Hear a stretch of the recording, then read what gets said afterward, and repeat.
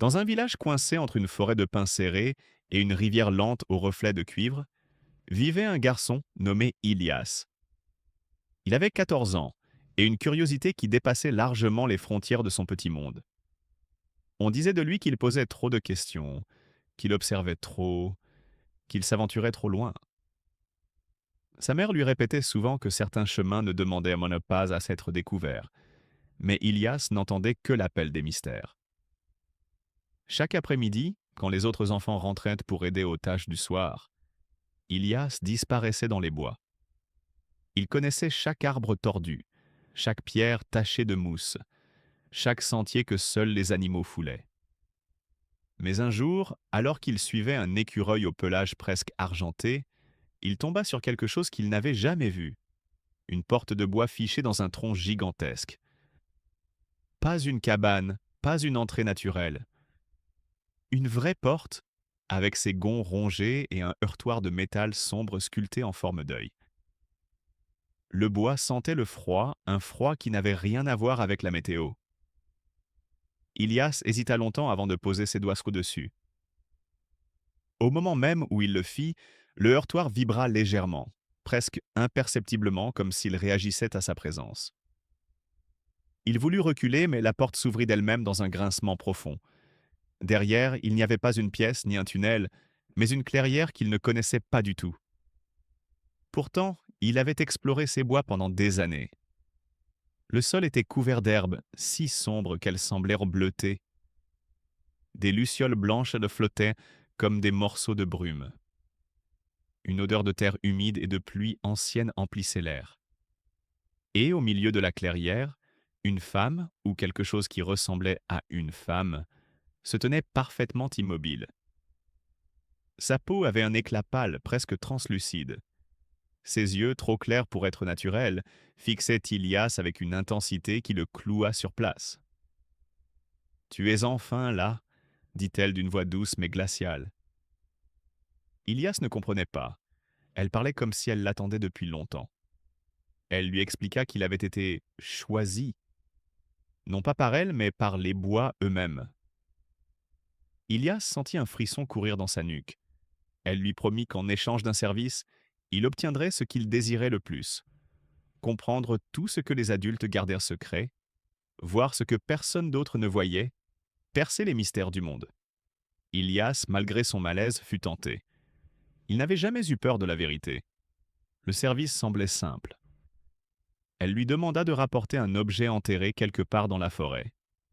Une petite boîte noire scellée par des symboles étranges.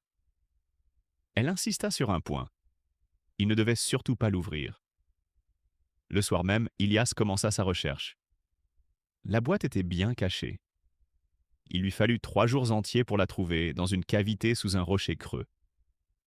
Elle était froide, lourde, et vibrait faiblement comme un cœur mécanique. Sur le chemin du retour, il sentit un doute l'envahir. Pourquoi ne devait-il pas l'ouvrir? Que contenait-elle? Une vérité interdite? Un secret ancien?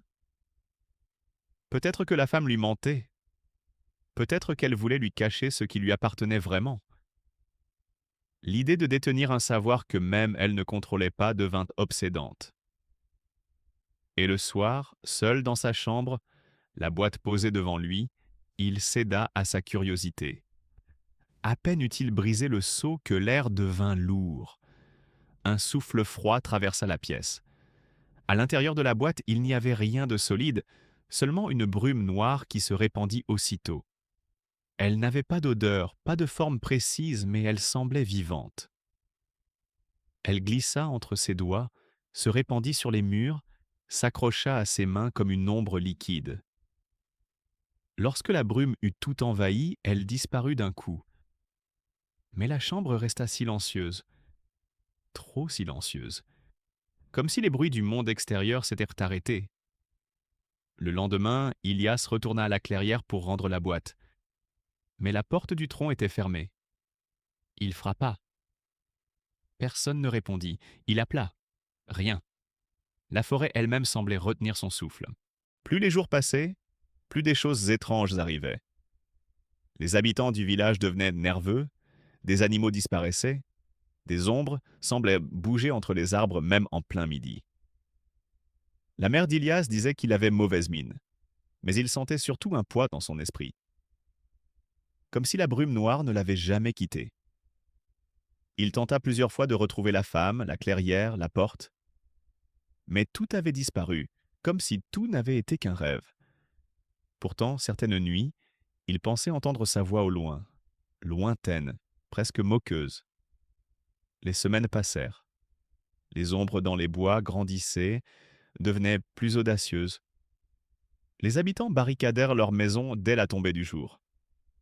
On entendait parfois des murmures portés par le vent, des mots incompréhensibles, un langage que personne ne reconnaissait. Sauf Ilias. Lui, il commençait à les comprendre sans savoir pourquoi. Un soir, alors que le village était plongé dans une obscurité étouffante, une silhouette se dressa à la lisière des bois.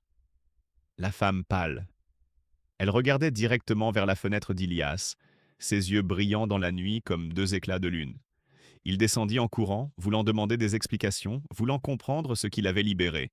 Mais lorsqu'il atteignit le pas de sa porte, elle avait déjà tourné le dos et marchait vers la forêt, lentement, comme si elle l'invitait à la suivre. Ilias la suivit. La forêt s'ouvrit devant eux comme une gueule sombre. Les arbres semblaient ainsi plus noueux, plus tordus, comme s'ils se penchaient pour écouter. La femme ne se retourna jamais, mais il savait qu'elle savait qu'il était là. Ils arrivèrent devant la clairière. Mais elle n'était plus comme avant. L'herbe sombre avait envahi les troncs, les lucioles blanches avaient disparu. Au centre, un cercle d'ombre pulsait doucement, comme un cœur obscur. La femme parla enfin. Tu as ouvert ce qui ne devait pas l'être.